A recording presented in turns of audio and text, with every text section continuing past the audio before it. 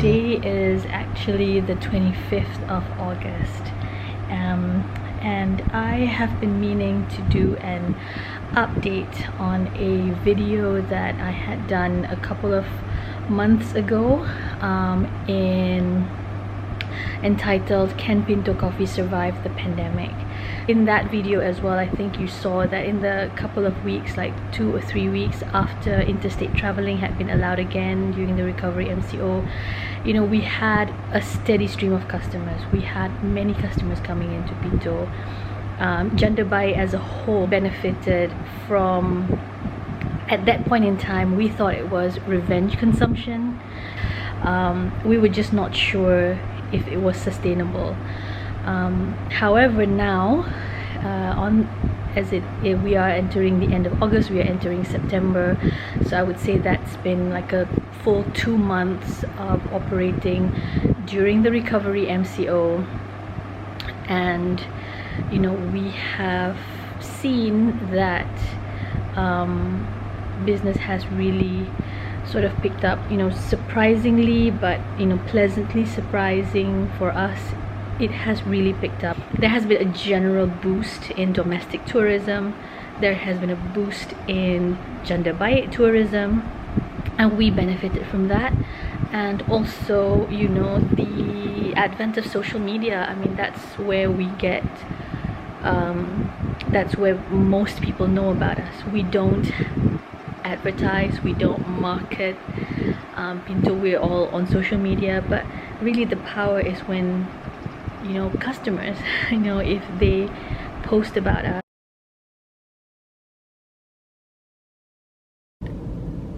My weekend at Pinto usually starts during one of the weekdays when I have time.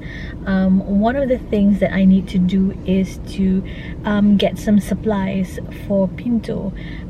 We do have you know, supplies of fresh foods and produce and things like that that comes from you know, we have suppliers around Pinto, but there are certain things that we need that is quite difficult to obtain either in Janda Baik or through wholesale markets and things like that. So, you know, those kind of things, I will need to get them at the supermarket here in KL and then take them back to Janda Baik on the weekend. So this is one of those days when I am going to go to the supermarket and get some of those things. I've got my mask on, hand sanitizer, my shopping list is here, and I'm going to get my shopping bags in the car boot, and here we go.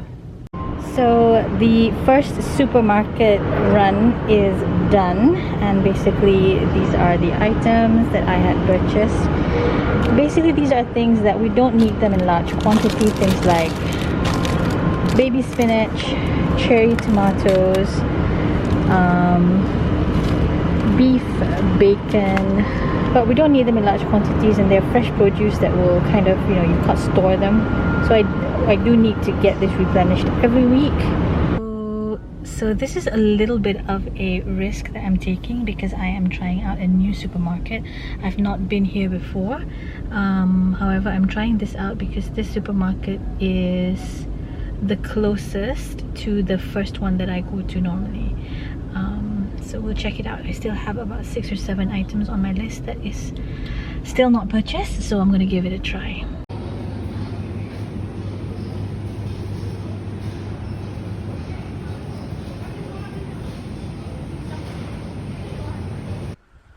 Hi guys, so I am already in Janda Baik. I arrived here in the evening at around 6:30, 7 p.m. The moment I arrived, you know, they started to clean the kitchen, and once staff left, I started to bake cakes, make some additional preparations. Eddie did some cooking for tomorrow, and so yeah, I didn't have time to vlog. The time now, however, is 1 a.m. I should be going to sleep because I need to wake up at 6 a.m. tomorrow morning, or this morning. and we expect it to be a busy weekend. Well, good morning. So today is Saturday morning. I am about to open the cafe. The time now is about 6:30, and yeah, Snowy, my little cat, is already here waiting for me to go into the cafe. Guys, I don't know if you can see. Look at that! 2 bunnies! How adorbs! Snow, please. Why are you going separate ways, bunnies?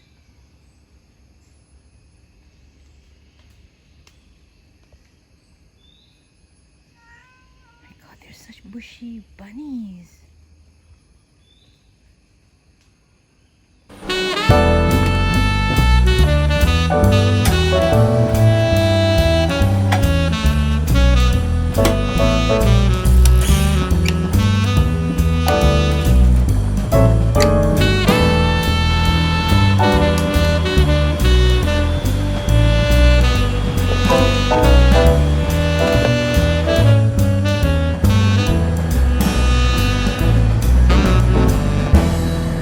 We have a visitor this morning. Look at that. That is a monkey. But we know him. He visits the area. Look at him posing. It's like this is my cafe at night. We call him Blackface because he does have a black face and the rest of his body is kind of like grey and brown. Look at him. Blackface, what are you doing? He really is posing. Hola. We call him Blackface Longtail. On this side, you can see much better.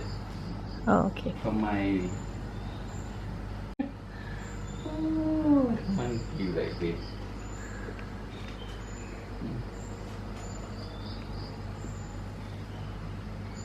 Hello. Bye bye.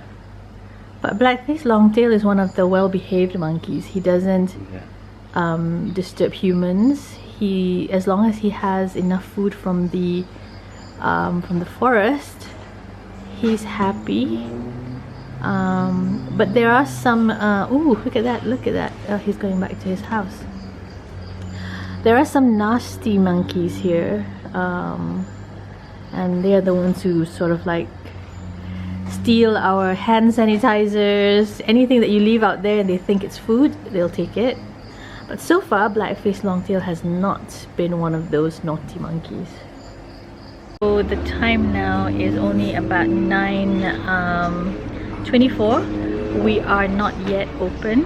We are in the midst of preparing. If you have been to Pinto before MCO and after MCO, you would probably have noticed that we have had some big major changes because of the new SOPs due to the social distancing and COVID-19 rules under the RMCO. We have had to kind of limit the number of customers who are able to dine in the cafe at any one time, which sometimes results in queues in the cafe. But so far, I think I would say 95% of our customers understand the situation. Everybody has been trying to comply. Hopefully those of you who have recently been here with us, we've been able to give you a good experience. I will share, however, that it's been, because of that, quite a sudden major shift.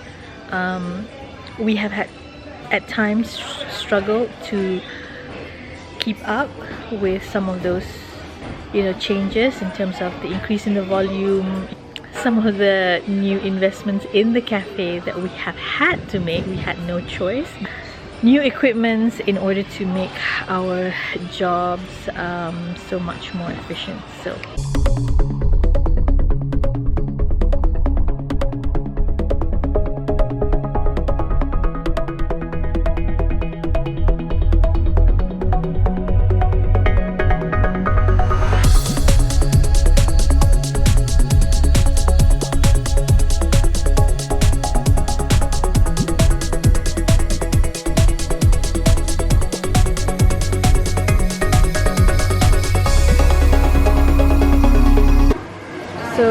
This is the cafe at 10:32 a.m.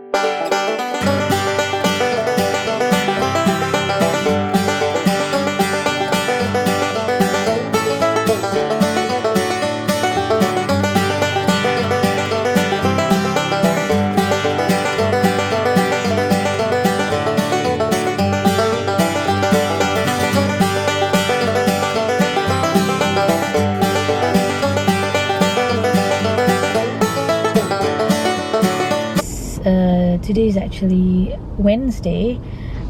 Tomorrow, Thursday, is a public holiday here in Malaysia, so I treat this like any Friday, like tomorrow is a weekend, so I am heading to Janda Baik this evening.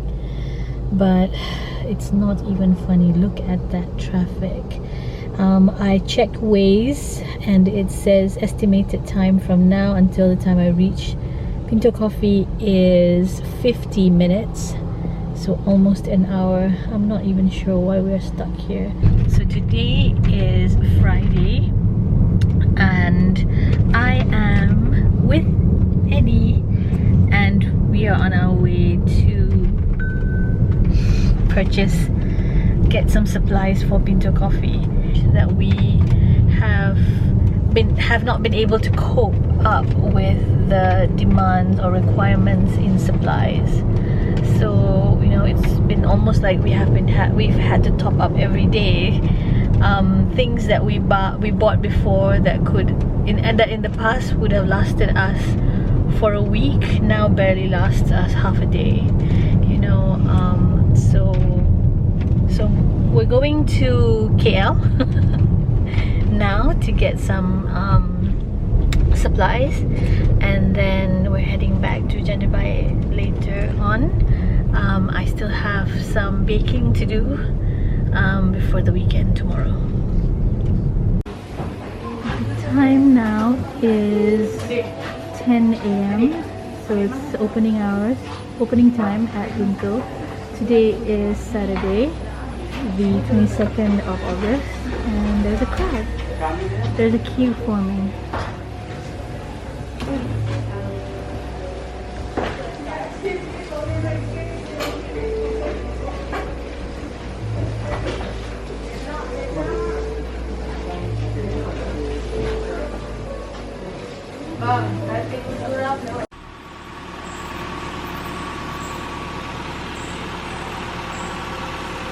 The time now is 11:15 p.m. and one of our customers actually had a bit of a mishap when his car couldn't start.